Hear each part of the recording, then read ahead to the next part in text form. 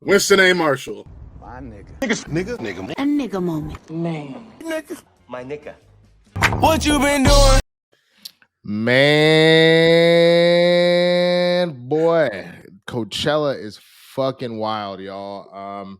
It's the first one back since the pandemic started. Both 2020 and 2021 were postponed multiple times and ultimately canceled. So this is the first one back. It was crazy. This is my first full blown, we'll call it, music festival. I've been to like a few, like LA Power 106 does like their Power 106 Fest or whatever it's called, Power Fest, something like that, which is like a day. And you know, every city's like major radio station does something similar to that at some point. This is the first time that I've been like, all right, these super expensive ass tickets. You know, going fortunately, since I live in LA, it's just to drive to Indio, but it's still about a 3 to 4 hour drive depending on traffic. And went with the homies, went with Kristen, Casper, a friend of the show, and then two of my other friends, Tia and Britt. And it was fire, man. It was super crazy. Some of the I'll get some of the cons out of the way, some of the down stuff. The or the Coachella cough is real. So for those that aren't familiar, you have so many people walking around in that desert, walking around those fields. You kick up a lot of dust that like you could see by the end of night one, but by the end of day 3, it was almost as if the smog that lives in the LA air was just inhabiting the lower part of the atmosphere, just in your face. And every day I was Casper brought a neti pot. We were both using it. And just black and brown coming out of our fucking just throats and noses, man. It was disgusting. So that kind of sucked. And I would say the two shows that I really didn't enjoy, didn't love the City Girls, not because they weren't good performers. They were great. I'm sure their act was even better. We got to see some of it on the screen. We were in that show, and all these people like, excuse me, and just pushing motherfuckers and shoving and fighting so they can get to the front of the City Girls so they can try and twerk in front of them and maybe be in their next video and shit. And we said, fuck this shit. And we dipped out because it was getting kind of chaotic. And then sadly, Vince Staples, he came out. I was super excited about his show. He told us after the first song, he's like, look, y'all, I wasn't really excited about doing the show. I didn't really want to do the show. And it's not because of you, but one of my homies died of a heart attack at 25. And I'm just really not in a good place right now. But he was lying a little bit where he goes, but I see this crowd and now I'm energized. He wasn't. It was a very low energy show. And right in front of us, man, this girl couldn't tell if she was on too many drugs or just overheated or both. But she collapsed. Her boyfriend and her friends were around her, and then she just started throwing up everywhere. So I took off running for the EMT and was able to bring him back and hopefully, like, you know, save the girl, whatever. They got her back with whatever was going on. So those are gonna be probably my cons. Oh shit. Okay. Oh God. The last night, and I'm pissed now because I haven't heard from the dude, but we took a private like car service that this group was running. Paid about $600 for our group to do it or whatever, instead of doing the shuttles because those lines take forever and all that kind of shit. And it's fine the first couple of nights. You know, the first night was pretty fucking cold. The other nights were cool. And so on the last night, we get told, oh, you got a different driver that's going to take you home. And so when we're leaving, we're like, okay, well, where is she? What's, you know, whatever. And they're like, oh, here's her number. Hit her up. She's not answering her phone. So then we call them and they go, oh, her phone is dead. But she got a hold of somebody else's phone and text us that she went to the weekend show. And I was like, bitch, why are you seeing the show? Like you're supposed to be driving the car. But fine. Let's just say for a minute, you went to see the show. You're going to take us home. She gets over there finally after we've been waiting for a while. And it turns out that this motherfucker, she's searching through her stuff. She can't find her keys. She's like, oh my God, I lost my keys at the show.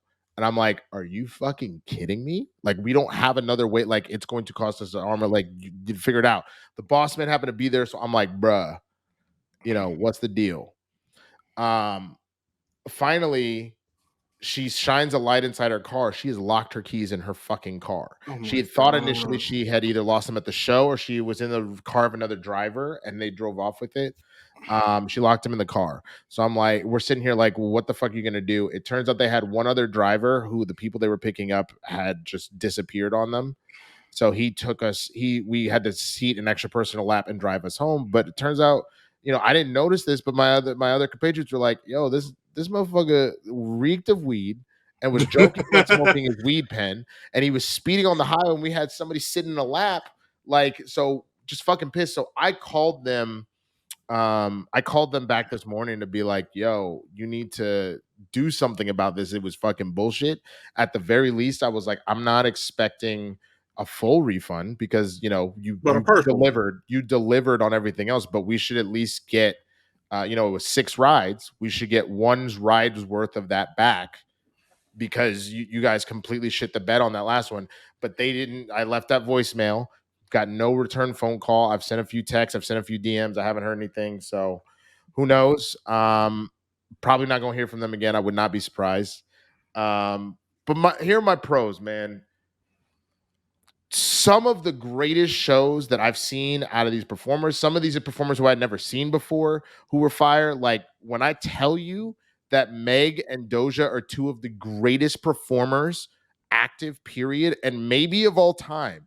Doja put together one hell of a fucking show and was fucking killing it. Did not miss a fucking beat.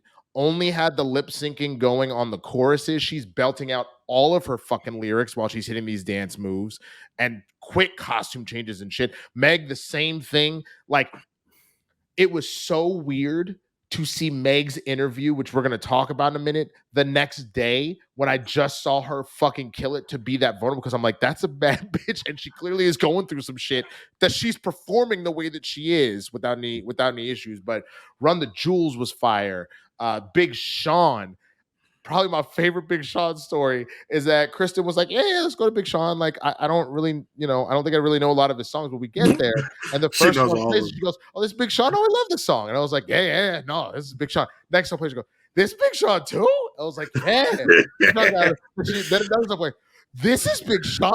And then she goes, am I Big Sean's #1 fan? Like, what? Like, she didn't realize it. But again, he came out in 2010. The cat has been running for a fucking decade. Before 2010.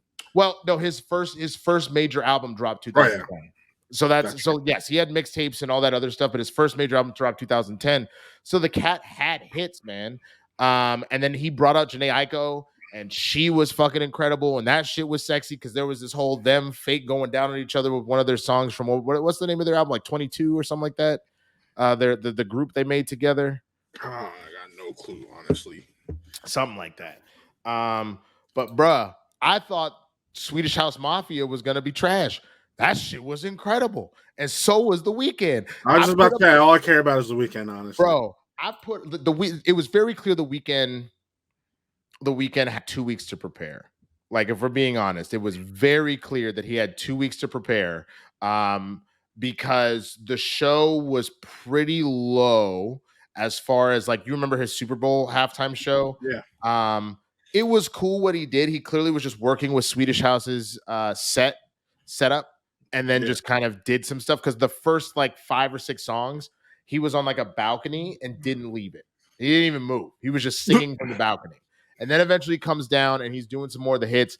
When I Tell You Crew Love came on, and that's when my edible kicked in. And I was just like, she loving the crib. She loving the crib. Like, bro, lost it. That is one of my favorite songs of his still to this day. It was so good, man. But I definitely think my highlight of the entire thing was indeed Run the Jewels. A lot of the crew knew of them, but had never really heard them or seen them perform. And so when they got there, they were like, holy fuck, this was fun. Because we were able to get right up at the front without any, because it's Run the Jewels fans. And I don't know if you've ever been to a Run the Jewels show before. Killer Mike don't play that shit. If he sees somebody acting a goddamn fool, he will stop the show, go, hey, get this motherfucker the fuck up out my show and get motherfuckers bounced. He doesn't give a fuck. So, like, it is definitely one of those situations where people know that and they don't act a fool.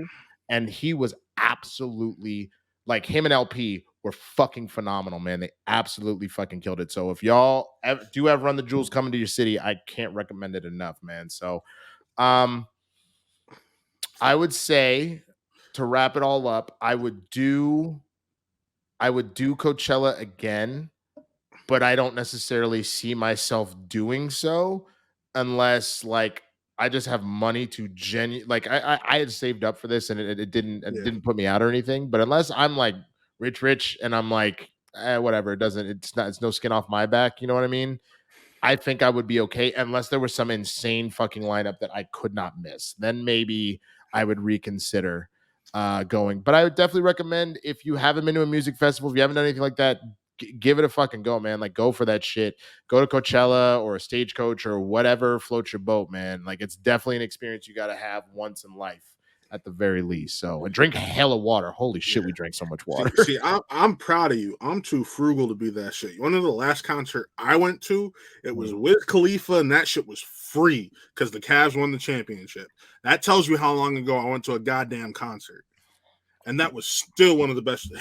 So the year we got LeBron back, they had a free concert, and it was Kendrick and Imagine Dragons. When I tell you, Kendrick started off, he was the first of the two.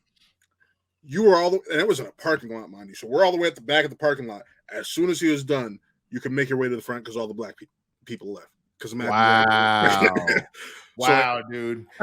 Which it's funny you mentioned that. Now that I see that you got the Batman shirt on, you know who was an interesting act I didn't get to see, but Cassera went to go see and loved it.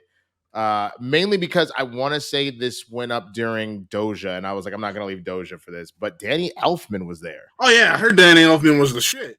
He apparently did a bunch of his his songs outside of film, but then at one point he just started playing the themes, bro. Like he started busting them out, and people were losing their shit. So Nightmare Before Christmas, and I was like, wait, Nightmare, Spider-Man, Batman. Like Danny Elfman just went off with both his original shit and his theatrical shit, and it was apparently a really, really good show. But thank you for watching Blerds in the Hood. If you haven't already, please like this video, subscribe, turn on notifications, and share. For full episodes, join us every Tuesday and Thursday at 9 p.m. Eastern, 6 p.m. Pacific over at twitch.tv/Blerds, the letter NTHEHOOD.